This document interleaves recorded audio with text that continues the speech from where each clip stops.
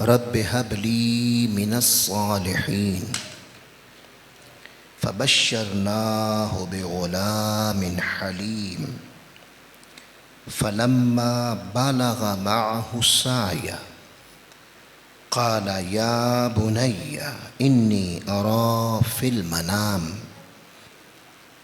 أني أذبحك فانظر ماذا ترى قال يا أبت افعل ما تؤمر ستجدني إن شاء الله من الصابرين فلما أسلما وتله للجبين وناديناه أن يا إبراهيم قد صدقت الرؤيا إنا كذلك نجزي المحسنين إن هذا لهو البلاء المبين وفديناه بذبح عظيم وتركنا عليه في الآخرين سلام على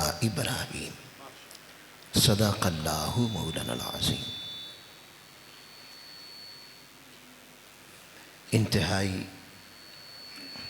واجب الاحترام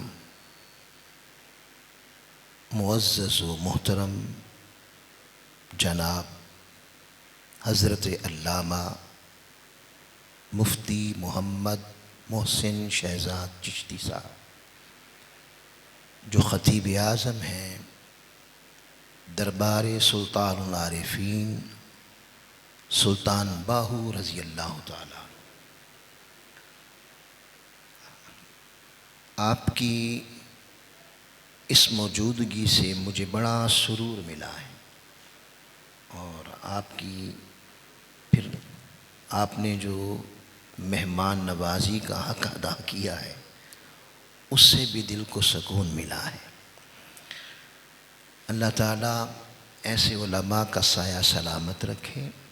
مجھے کہہ رہے تھے کہ مجھے ہر دفعہ آپ کا میسج ملتا ہے، لیکن چونکہ وہی ذمہ داری جو کسی بھی عالم دین کی ہوتی ہے، خیر میں تو خود کو عالم دین ویسے ہی نہیں، طالب علم مانتا ہوں، تو یہاں سے میں یہاں فریضہ ادا کر رہا ہوتا ہوں، مفتی صاحب کسی اور جگہ پر علم کے موتی بانٹ رہے ہوتے ہیں، تو اس سے میں نے عرض کیا کہ زیادہ اہم وہ کام ہے کہ آپ صرف یہاں آ کے بیٹھ جائیں۔ یہاں تو صرف بیٹھیں گے، وہاں آپ کا علم چلے گا، لوگوں کو ہدایت ملے گی۔ اللہ آپ کا سایہ سلامت رکھے، آپ کے علم سے ایک جہان کو آباد رکھے، اور میں ان کے لیے اور ان کے اجداد کے لیے دعا گو ہوں۔ ماشاءاللہ ایک بیٹا ہے وہ مصطفیٰ کا نعت خوان ہے، ایک بیٹا ہے عالم دین ہے، تو یہ خیرات بھی اللہ کی عطا کے بغیر نہیں ملتی۔ اللہ انہیں نظر بس سے محفوظ رکھے اور ان کا سایہ سلامت رکھے۔ محترم محمد عاطف صاحب یہ ناظم ہیں تحریک منہاج القرآن کے، سانگلہ کے ضلعی ناظم ہیں، تحصیل کے سانگلہ کے ناظم ہیں، اور ان کی کاوشوں سے محنتوں سے سانگلے کی پوری تحصیل میں اس وقت 5 سے 6 دروس عرفان القرآن ہر مہینے ہر ماہانہ بنیادوں پر ہو رہے ہیں، اور ان کے ساتھ محترم عدنان طاہر صاحب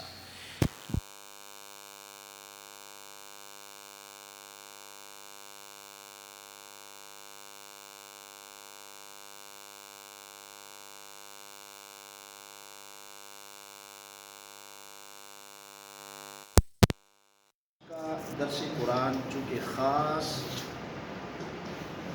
شہادت امام علی مقام امام حسین علیہ السلام کے موضوع سے،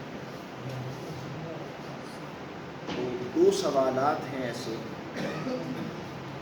جو کیے جاتے ہیں، ان سوالوں کے جواب آج کی گفتگو میں جو آپ کے نالج میں بھی اضافہ کریں گے، اور اس کے ساتھ ساتھ آپ کو کلیریفیکیشن ہو جائے گی، کلیئرٹی ہو جائے گی کہ واقعہ کربلا حقیقت میں کتنا عظیم واقعہ ہے۔ پہلا سوال یہ ہے کہ جب بھی محرم الحرام آتا ہے تو اہل محبت، آل پاک کے ذکر اور بالخصوص پورا مہینہ حضرت امام علی مقام کے ذکر سے اپنے دلوں کو منور کرتے رہتے ہیں۔ محافل ہوتی ہیں، ذکر اذکار ہوتے ہیں، بڑے بڑے جلسے ہوتے ہیں، اور بالخصوص جب 10 محرم الحرام آتا ہے تو 10 محرم الحرام کو پھر آپ جذبہ غلامی اور پھر محبت، اس میں ذرا شدت آ جاتی ہے، پھر سبیلیں لگاتے ہیں، پھر آپ کوئی دودھ کی سبیل لگاتا ہے، کوئی مشروب کی سبیل لگاتا ہے، کوئی کھانے پکاتا ہے، غریبوں میں بانٹتا ہے۔ یہ سارا کچھ حضرت امام حسین اور اہل بیت کی محبت میں ہوتا ہے۔ اب جب ہم ایسا کرتے ہیں تو بعض یوں سمجھ لیں کہ جہلا کہہ لیں، انہیں جہالت کہہ لیں،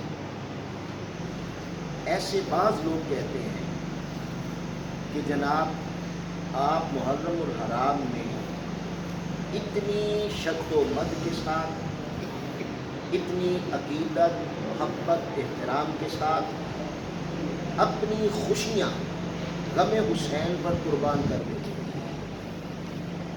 اور سبیلیں لگاتے ہیں، محفلیں کرتے ہیں، اور ذکر کا ماحول بناتے ہیں۔ وہ کہتے ہیں کہ قرآن تو حضور علیہ السلام کا وصال ہو گیا 11 ہجری، 11 ہجری میں قرآن مکمل ہو گیا، 11 ہجری میں دین شریعت مکمل ہو گئی۔ اس سے پہلے پھر آقا علیہ السلام کا وصال ہو گیا۔ اس کھڑکی کو بند کر دیں، اس سے آواز اندر آ رہی ہے، یہ جو کھڑکی ہے۔ تو 11 ہجری کو حضور علیہ السلام کا وصال ہوا، اس کے 50 سال بعد 61 ہجری کی ابتدا میں ایک واقعہ ہوا، سانحہ کربلا ہوا۔ آپ اتنی شد و مد کے ساتھ، عقیدت و احترام کے ساتھ، محبت کے جذبے کے ساتھ ایک پورا ماحول کریٹ کر دیتے ہیں اس پورے محرم الحرام میں۔ تو یہ کوئی قرآن میں آیا ہے ایسا کرنا؟ یہ کوئی قرآن میں ہے؟ یہ کوئی شریعت میں ہے؟ یہ تو شریعت مکمل ہو گئی، تو یہ تو 50 سال بعد ایک واقعہ ہوا۔ تو پھر اس کو پتہ نہیں کیا کیا نام بدعت کے بھی دیتے ہیں، اور خدا جانے کیا کیا کہتے ہیں۔ تو اس کا پہلا جواب یہ ہے کہ ہاں، واقعہ کربلا کا ذکر قرآن میں ہے۔ اگر کربلا نہ ہوتا تو قرآن نامکمل تھا، دین نامکمل تھا۔ اب وہ کہاں ہے؟ اسے غور سے سنیں، توجہ سے سنیں۔ مفتی صاحب، ہمارا اہل سنت کا پرابلم یہ ہے، یہ پرابلم کہ آقا نے فرمایا جنتی لوگ بھولے ہوتے ہیں۔ اب چونکہ یہ سارے جنتی ہیں، یہ کہتے ہیں ہمارا عقیدہ سچا ستھرا۔ چونکہ شاطر انسان جو ہوتا ہے نا، جو غلطی پہ ہو اور غلط کو ثابت کرنا ہو، تو پھر وہ دلیلیں بھی یاد کرتا ہے، آیتیں بھی یاد کرتا ہے، حدیثیں بھی یاد کرتا ہے۔ جو ہے ہی سچا سا، یہ کہتے ہیں ہمیں کیا ضرورت ہے، پھر نہ کوئی حدیث نہ کوئی دلیل، پھر یہ یاد نہیں کرتے۔ تو لیکن یاد رکھ لیں کہ اب دور دلیل کا ہے، اب بھولا پن نہیں چلے گا۔ اگر آپ صرف بھولے پن پہ رہیں گے تو پھر آپ سچے ہو کر بھی کہیں پیچھے نہ دھکیل لیے جائیں، پھر یہ ہوتا ہے۔ تو میں آپ کو بتا رہا تھا کہ واقعہ کربلا، اس کو یاد رکھیں اپنے ذہن میں۔ یہ سورہ الصافات ہے، یہ بالکل یاسین سے اگلی سورہ مبارکہ، اگلی متصل سورت ہے سورہ الصافات۔ اس کی آیت نمبر 100 سے کربلا کا آغاز ہوتا ہے، اور آیت نمبر 9 تک سارا واقعہ ہی کربلا کا ہے۔ سورہ صافات سورت نمبر 37، یاسین سے اگلی سورت اس کی آیت نمبر 100، اس سے کربلا کا آغاز ہوتا ہے۔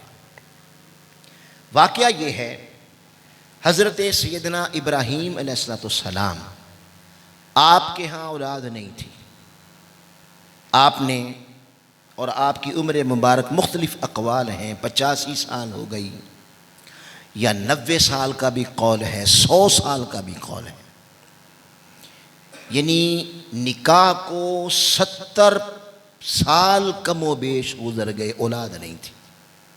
اللہ کی بارگاہ میں ہاتھ اٹھائے، دعا مانگی، رب ہب لی من الصالحین، اے میرے رب مجھے صالح بیٹا عطا فرما۔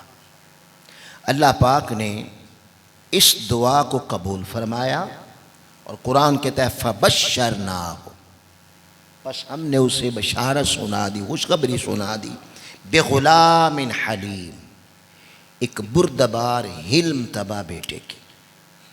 اس دعا اور بشارت کے نتیجے میں حضرت سیدنا اسماعیل علیہ السلام کا میلاد ہو گیا، آپ کی ولادت ہو گئی۔ اب قرآن کہتا ہے فلما بلغ معہ السعی، وہ بچہ جو دعا سے ملا تھا 70 سال کے بعد یا 70-75 کم و بیش سال کے بعد دعاؤں سے ملا تھا، جب وہ بچہ ان کی معیت میں، ان کی صحبت میں، ان کی توجہ میں، تربیت میں پلا اور عمر کے اس حصے کو پہنچا کہ دوڑنے لگا، یعنی یہاں پر مفسرین کہتے ہیں کہ حضرت سیدنا اسماعیل علیہ السلام کی عمر مبارک 13 یا 14 سال کی ہو گئی۔ اب 13 یا 14 سال کی عمر ہو گئی، اللہ رب العزت نے یہ بات، شاید میں نے پچھلے حضرت ابراہیم کے حوالے سے کی قربانی کے حوالے سے کی تھی، شاید انہی آیتوں پہ، ایسے ہی تھا نا، انہی آیتوں پہ۔ آج آیتیں وہ ہے، مضمون جدا ہے، اس وقت حضرت ابراہیم کا مضمون تھا، آج کربلا کا ہے، مضمون جدا ہے۔ اب ابراہیم علیہ السلام کو 7 ذی الحج، یہ میں نے باتیں آپ کو بتائی ہوئی ہیں لیکن جو نئے لوگ ہیں وہ یاد رکھ لیں گے، 7 ذی الحج کو اللہ پاک نے خواب میں کہا کہ اے میرے ابراہیم، میرے خلیل، میری راہ میں کوئی پیاری چیز دے۔ آپ اٹھے، حضرت احمد یار خان نعیمی رحمۃ اللہ تعالیٰ علیہ، وہ اپنی تفسیر میں لکھتے ہیں 100 اونٹ ذبح کر دی۔ اللہ نے دیکھا کہ میرے خلیل کو میری بات سمجھ نہیں آئی، 8 کو پھر خواب آیا، پھر کہا نہیں میرے پیارے خلیل کوئی پیاری چیز دے۔ آپ نے اگلے دن اٹھے تو 200 اونٹ کر دیے۔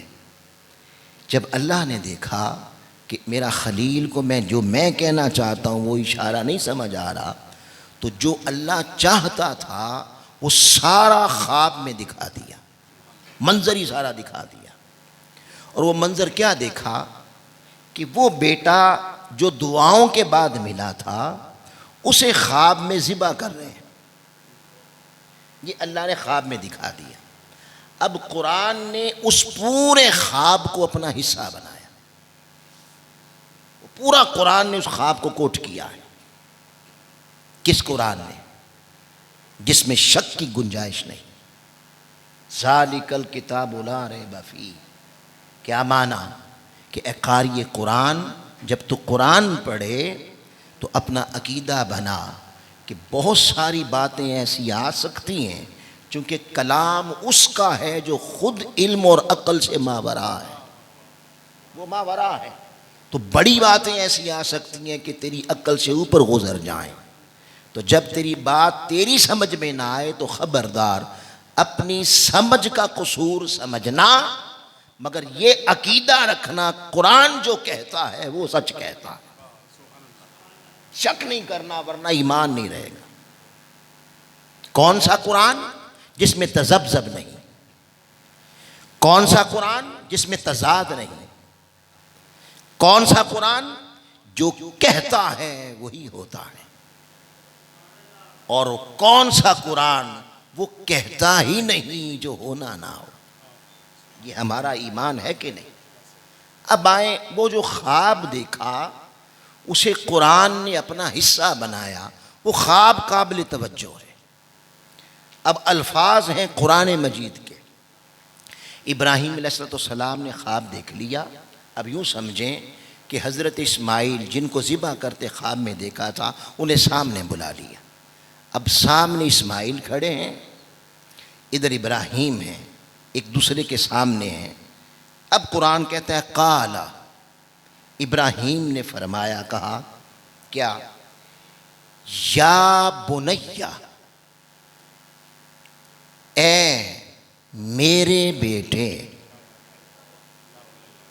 یہ جو کلمہ ہے یا بنیا عربی کا، اس جملے کا معنی ہے اے یا اے بنیا، میرے بیٹے۔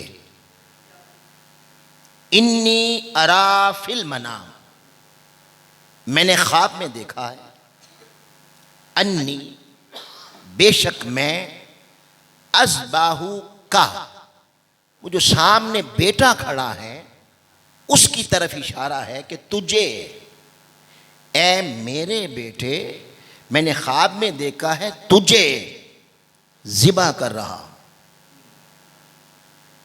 اب قرآن کے الفاظ کا تقاضا کیا ہوا؟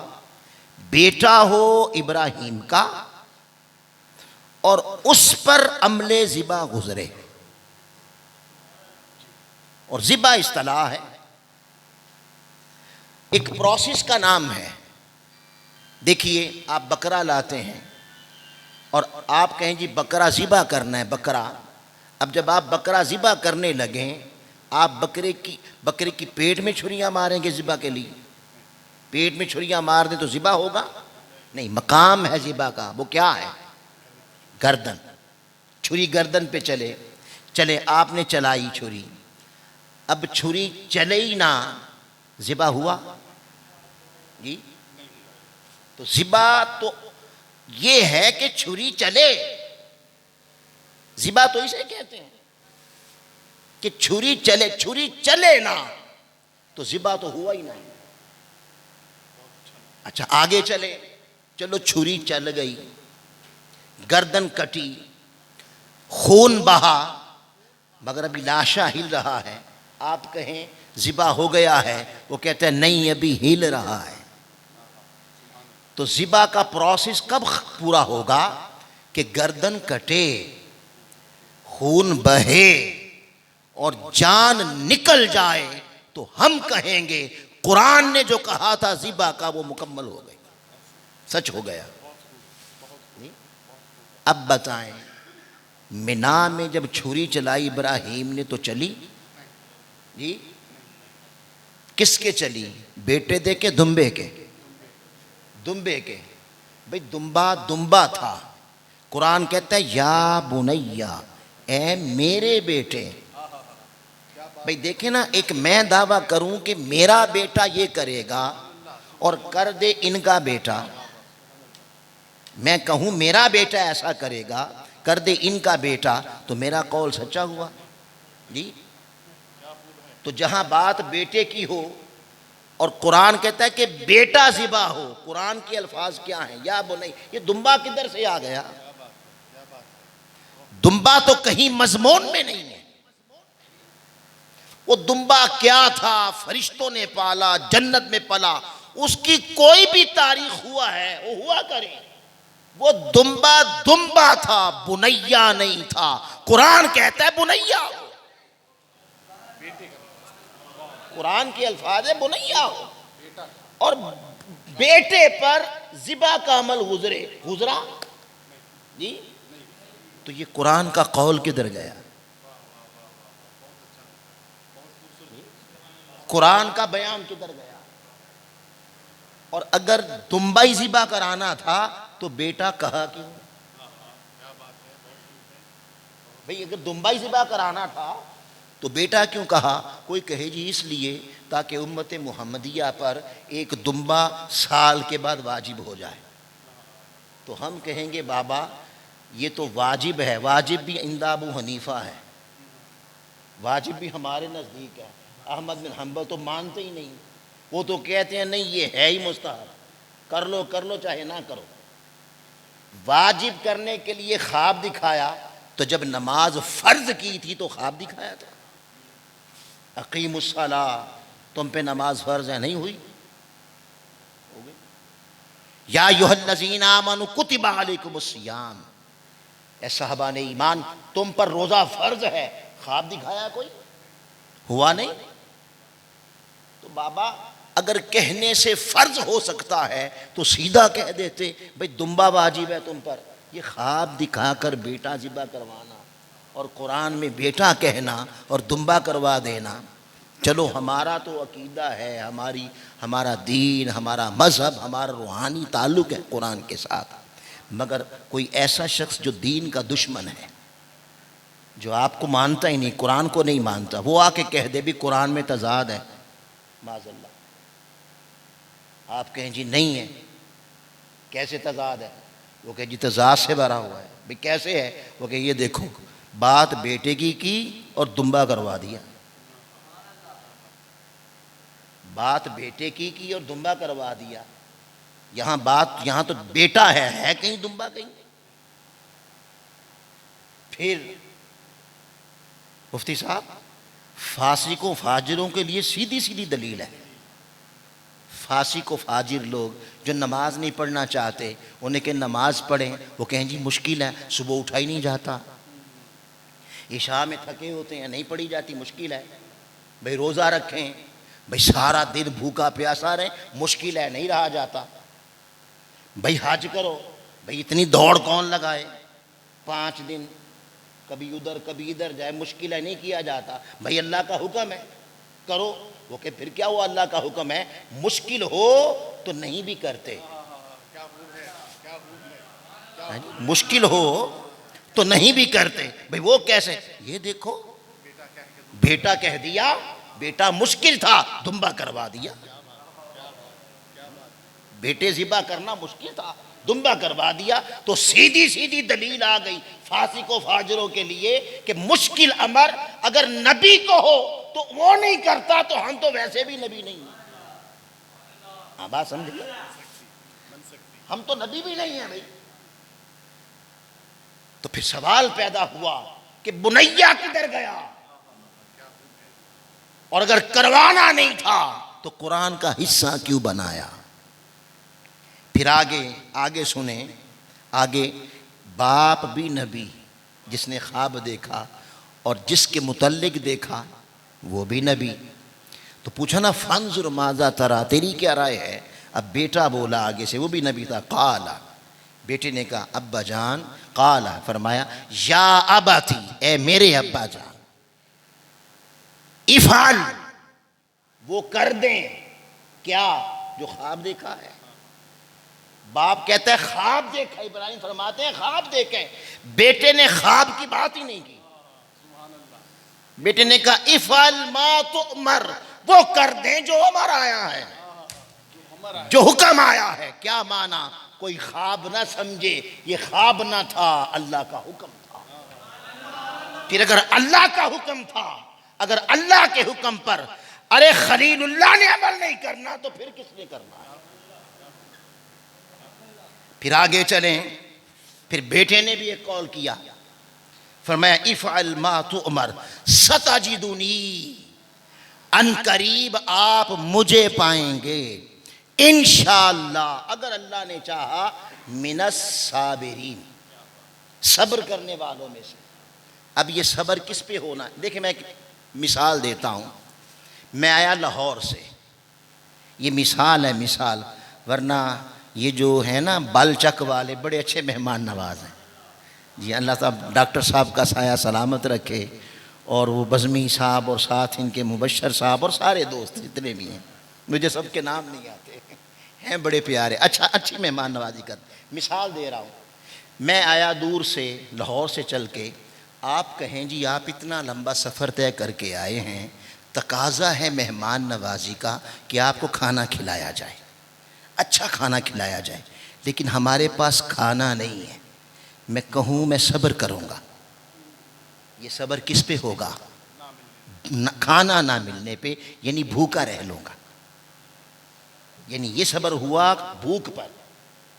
آپ کہیں جی آپ اتنی دور سے آئے ہیں، اتنا سفر کر کے آئے ہیں، گرمی ہے، شدت ہے، تقاضا ہے کہ آپ کی مہمان نوازی میں آپ کو دودھ پلایا جائے، آپ کو مشروب پلایا جائے، پیاس لگی ہوگی، لیکن ہمارے پاس دودھ مشروب ہے نہیں، میں کہوں میں صبر کروں گا، اب کس پہ؟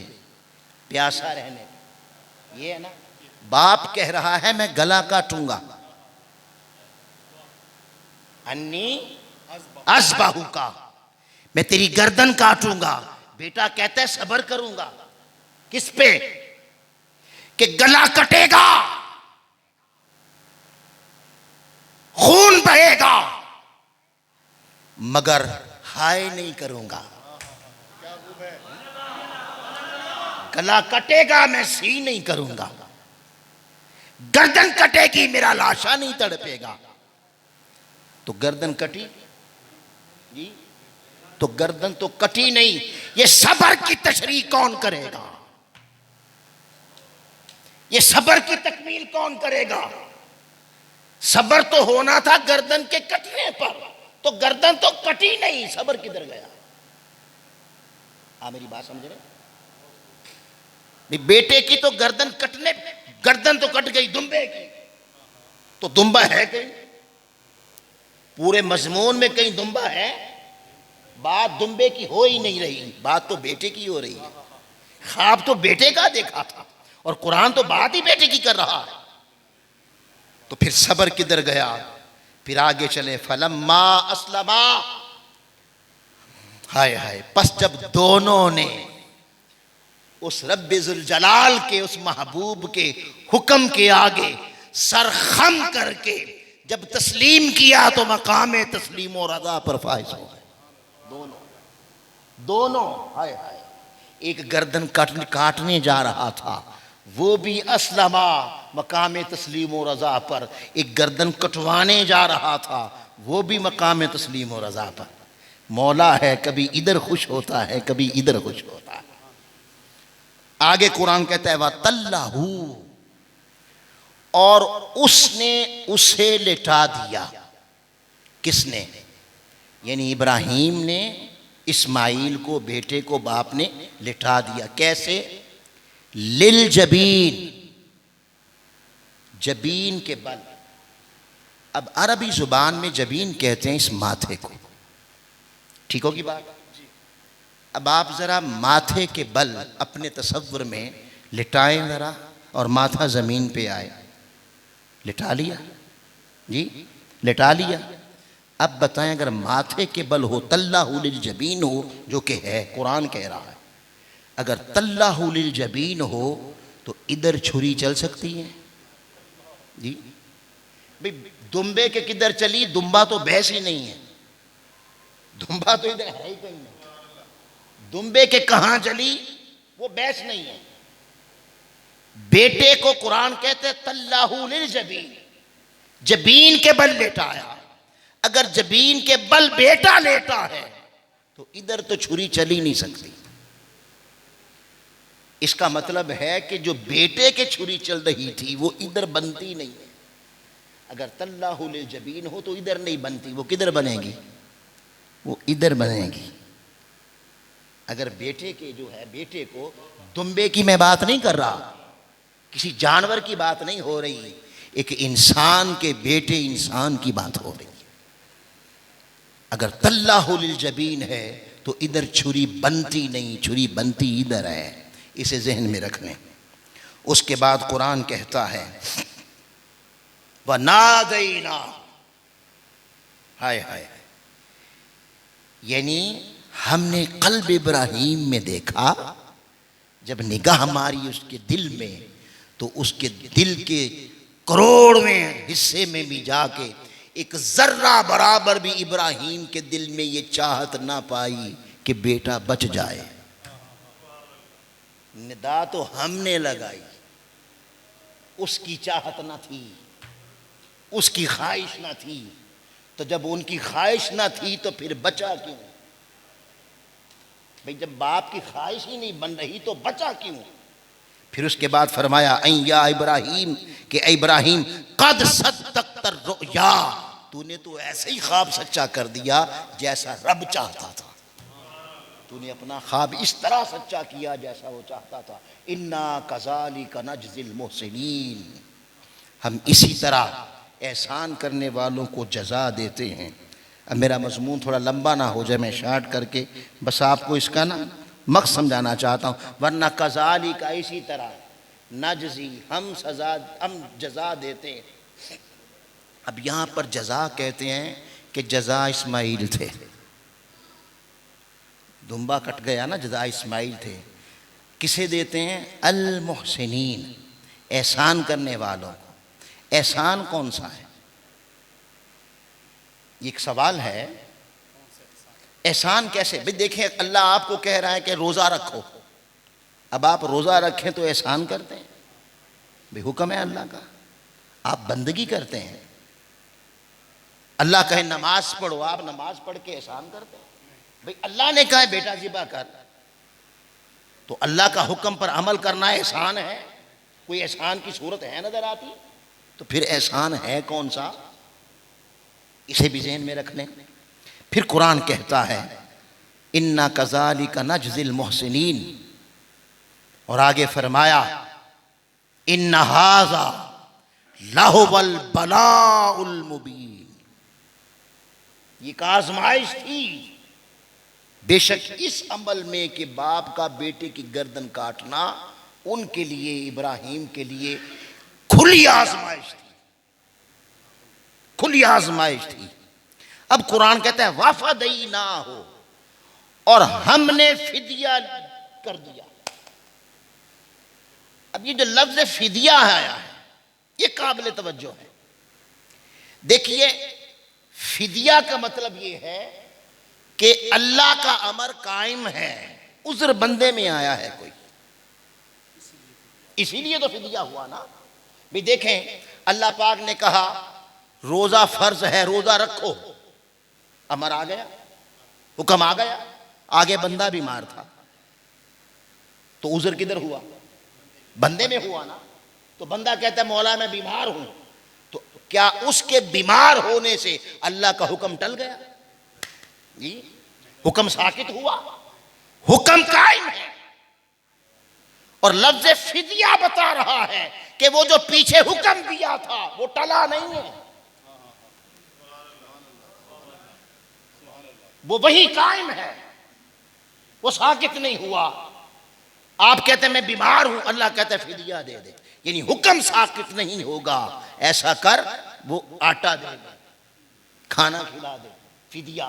لفظ فدیہ بتا رہا ہے کہ امر تھا بیٹا ذبح کر، وہ جو چھری چل نہیں رہی تھی، وہ کیوں نہیں چل رہی تھی؟ فدیہ کہہ رہا ہے، لفظ فدیہ بتا رہا ہے کہ بندے نے کچھ کہا تھا کہ مولا کچھ عذر ہے ذرا وہ تو سن لے، اس چھری کو ذرا روک دے، اس چھری کو روک دے۔ آواز آئی چھری رک جا، میرا خلیل کچھ کہنا چاہتا ہے، میرا خلیل کچھ عرض کرنا چاہتا ہے۔ اس کا مطلب کیا ہوا کہ اللہ کا امر قائم رہا، ساکت نہ ہوا، ٹلا نہ۔ کیا؟ بچے کے ذبح کرنے کا، بیٹے کے ذبح کرنے کا امر قائم تھا اور قائم ہے، قائم رہا۔ مولا ذرا چھری روک دے، کوئی عذر ہے میرے پاس، وہ عرض کرنا چاہتا ہوں، میں چھری رک جا، میرا خلیل کچھ کہنا چاہتا ہے، بول میرے ابراہیم کیا کہتا ہے؟ ہائے ہائے ہائے ہائے، عرض کی مولا تیری رضا کے لیے ایک تو کیا لاکھوں بیٹے بھی قربان کر دوں، بات بیٹا قربان کرنے کی نہیں ہے، وہ کر دوں، مگر یہ تو دیکھ کہ جس کی گردن پہ چھری چلوا رہا ہے اس کے پشت میں تو مصطفیٰ کا نور ہے، اس کی پیشانی میں مصطفیٰ کا نور ہے۔ اور تو نے کہا، تو نے فرمایا لولا کا لما خلقت الافلاک، پیارے میرے پیارے محمد اگر تجھے نہ بناتا تو کائنات کی کوئی شے نہ بناتا۔ یہ جس کے لیے تو نے محل ماڑیاں سجائے، یہ جس کے لیے تو نے 14 طبق بنائے، کہ جس کے لیے تو نے جنت سجائی، اگر آج اس کی گردن کٹ گئی تو تیرے محمد کا نور کیسے آئے گا، ان کا ظہور کیسے ہوگا؟ اور پھر میری بھی ایک خواہش ہے کہ مجھے بھی کہا جائے محمد کا بابا، جد الانبیاء۔ میں بھی چاہتا ہوں مجھے قیامت میں محمد کا بابا کہہ کے پکارا جائے، دنیا میں محبت کا بابا کہہ کے پکارا جائے۔ اگر اس کی گردن کٹ گئی تو محمد نہیں آئے گا، پھر مجھے محمد کا بابا کیسے